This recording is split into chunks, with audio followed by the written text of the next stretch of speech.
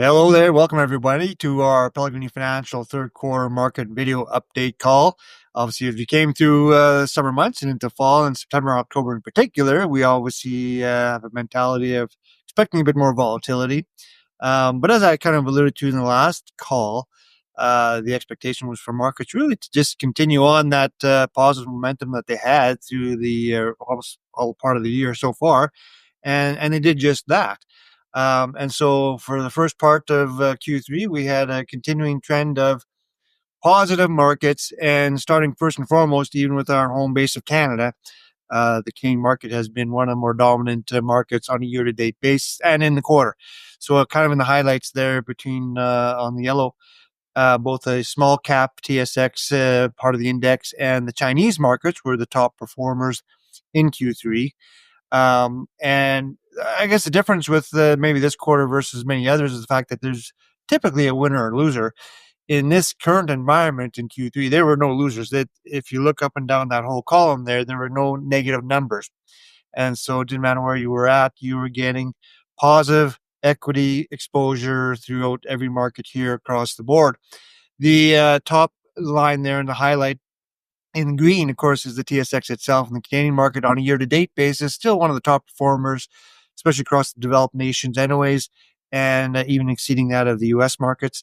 And so that has been driven partly by, of course, maybe catching up from being undervalued in the past couple of years, but also by the price of gold and the gold miner stocks in particular. So that's been driving up certainly the Canadian markets. That might temper off a little bit here over the last quarter or into the new year, but it's been a strong market here on a year-to-date basis. U.S. equities, of course, we've talked lots, of course, the U.S. mega cap, the tech companies in particular that have been driving equity markets and returns, and that continued on, of course. And like I said, overall, international markets, and like we said, we didn't see any negative numbers here in Q3. International markets have done quite well, just and catching on with that overall positive sentiment that we've been seeing. And so, yes, it's been a great Q3 and a great start towards the end of this calendar year. When we look at interest rates and inflation, obviously, if you've been listening to the news, we've had a interest rate cut here at the Bank of Canada. The Federal Reserve down in the U.S. has also been cutting rates as well by another quarter point. And so now our central bank rate of Canada is down to 2.25%. And, that might be the last cut we see for a while, perhaps in Canada. But as inflation has got a little bit more tamed, that's given, I guess, less reason, obviously, for Bank of Canada to hold rates steady. But also the economy has been softening. And so that has, again, been an interest rate cut that's helped or meant to help encourage economic growth. The chart on the right is a little different, where it is a component of money supply. There's a number of different components. This is in Canada as well. And obviously, prior to COVID, of course, there's a fairly steady line number, but obviously as COVID hit, there was an influx of cash or capital into the system to spur economic recovery. And since its peak in 2021, we've seen a steady decline. When you see the money supply being drawn out, that is like an interest rate hike. And so that, in comparison to obviously interest rate spikes through 2022 and 2023, as is positive in a sense to get that money back out of the system. And again, that is just one component. The one caveat to all this, and these are Canadian charts here, but obviously in the U.S. with the tariffs, the average overall tariff rate has increased. That has infiltrated the interest or the inflation rate to some extent. We have seen inflation rate in the U.S. climb a little bit more than what it has been in Canada.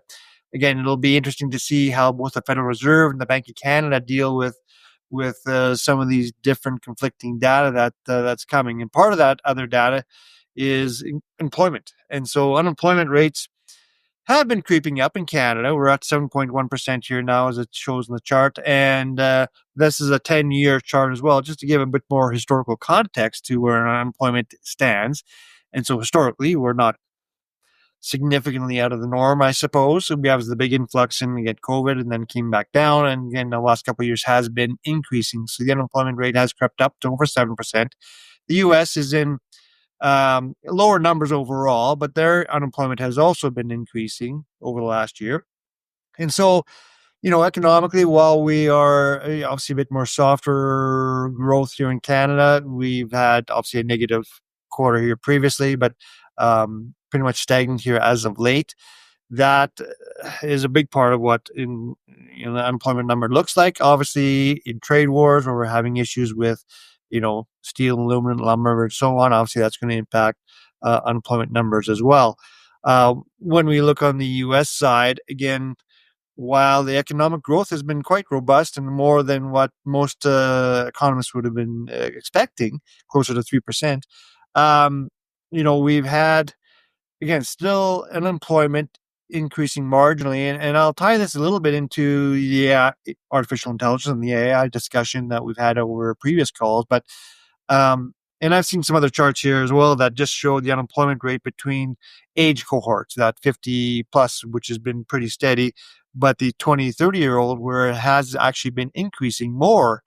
And part, and it's not a direct correlation necessarily, but certainly in part, artificial intelligence has been replacing a number of those jobs, especially those lower level and the service side of things in the tech industry. And we've seen a number of tech industry layoffs. We've seen oil and gas layoffs both here in Canada and the US. And so as these economic numbers come through, I mean, yes, while we're still seeing some more robust growth in the US, it still is a similar dynamic in regards to unemployment because it is rising in the US as well. Now, with the government shutdown, I'm not sure what kind of data we're going to get over the next little while. It'll be interesting to see how that comes out. And government shutdown, of course, could cause other issues as well. For the time being, though, all things are good. When we look at the commodities and currencies, commodities in particular, of course, we talked about gold, of course, in the past. I'll just revisit this again. This one chart here shows gold, oil, and copper. And the gold is the top line, of course, there that has been rising again through this Q3 as it has been all year long. And so, like I mentioned in the TSX returns, I mean, the gold miner stocks, of course, have been a good part of why we're seeing the TSX rise as much as we did. Gold itself remains in favor, basically, again, as a little bit of offset, I guess, to concerns of depreciating U.S. dollars, to trade wars, to political turmoil. It's a bit more of a safe haven, maybe, than it has been in the past. And that is partly why we've seen gold continue to run up. Oil faced other types of headwinds, of course. So OPEC has not really flooded the market necessarily, but they're still looking to gather market share. They are the least price sensitive to oil being down, of course. And part of that also is that we get softer economic data, especially globally. Um, Demand is not as robust. And so we've seen WTI, of course, decline for the quarter, 4% down. Um, that again, I don't expect to be a long-term trend, obviously, but it has been a softening market for oil. Copper is down there, and I added that basically because there was a lot of volatility in the price of copper, and that really was not, well, mainly tariff related. Again, Trump came out with some announcements on copper tariffs that kind of caught the markets by surprise in its early announcement. And so it caused a quick run up in the price of copper. There was some uncertainty, though, to where that tariff was being applied to. There's various facets to the copper market. Ultimately, they cleared up their communications and said, okay, well, it is actually just being applied to unrefined copper, and that caused the price to drop. And really got down to maybe where this more of the fundamentals of where copper is meant to be in regards to relation to the economic um, um, strength of economies, because copper is basically a base metal that's used in a lot of different manufacturing, and so it is price sensitive to economic growth. And when economic growth is slow, the price is down, and vice versa when the economies are strong. And so, anyway, just an interesting chart on those three various components. Currencies, I think we're still seeing a bearish sentiment around U.S. dollars. As we get into kind of the outlook for Q4, we didn't talk a lot about interest rates necessarily, but obviously we have an interest rate declining environment. That is positive for fixed income. And that's pretty much across the board. And I know we talk about fixed income and that component of a portfolio being kind of the ballast or the steady Eddie component. And it's meant to be and typically is. 2022 was a bit of an exception. But currently we're in a good position. Again, fixed income, where We don't seem to be having any type of recessions happening anywhere at the moment.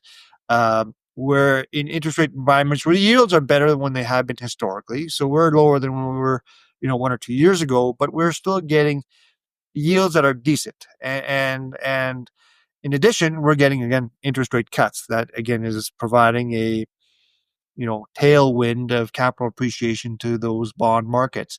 That's all positive. On the equity side, again, similar as maybe last quarter in the sense that there's enough green shoots there of corporations in particular, and again, going back to the tech sector, um, they're real numbers in the sense of revenue growth, sales growth, or profitability. They've every quarter seemingly meet or sometimes exceed their expectations and forecast. And so that has driven the markets for the last 1 or 2 years, but also is continuing in that sense.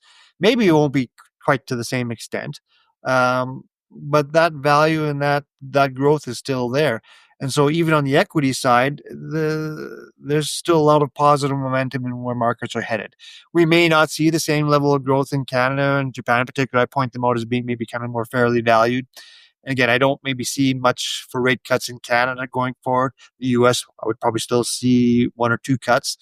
Again, they're going to be battling both the Central Bank of Canada and the Federal Reserve on what component is more important to them when it comes to interest rate fluctuation. Because if unemployment continues to rise, they're going to want to decrease interest rates. But if inflation tends to creep up, they're going to want to increase interest rates. So that'll be a battle that'll be forthcoming here over the next quarter or two. But currently, we're sitting in a pretty good position. Beyond that, obviously, tariffs and trade policy is going to still play a role, especially more locally here in Canada, in particular. Again, it's hard to deal with trade policy with someone who doesn't want to sit down with you. Hopefully there's again still obviously the CUSMA is there or the old NAFTA that is still a big chunk of what our trade is still dealing with between the US, but obviously there's carve outs that are causing complications. The bigger concern may be ongoing, and this is what kind of noted as a future dated concern is government debt. And right now there's not a government around that doesn't care to take on more debt. And any politician nowadays, it seems, doesn't mean even if you're on the other side of the aisle, most politicians maybe just pay lip service to debt, and for the most part, they haven't really cared. Somewhere along the line, it has to be dealt with, and so don't get me wrong, but that's not today.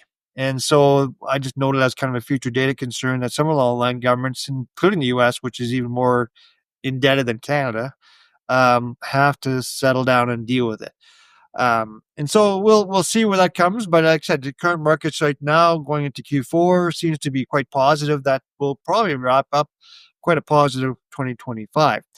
Uh, you know, Not very often, I guess, we get to put a plug in for ourselves, but I've been very happy to be part of a co-author in a financial success for retirees, a book that has just been recently published, and one that we're going to get out to yourselves here over the next month or two. You'll see my own mug there down in the bottom corner. And so I'm one of a number of different top financial advisors throughout Canada that have put together a number of financial topics or strategies and condensed that into a book specific for retirees. And so very excited to get this out to you, but also excited to hear your feedback on your thoughts, but good, bad, or otherwise. And so while I'm a co-author, I would never deem myself an author. Let me put it that way. But yeah, we are excited to get this out to you and hope you enjoy it when it comes to you. So we'll leave it at that for now. Well, thank you for joining us. And we'll be back to you here again in about 3 months' time as a 2025 wrap up. Thank you and bye for now.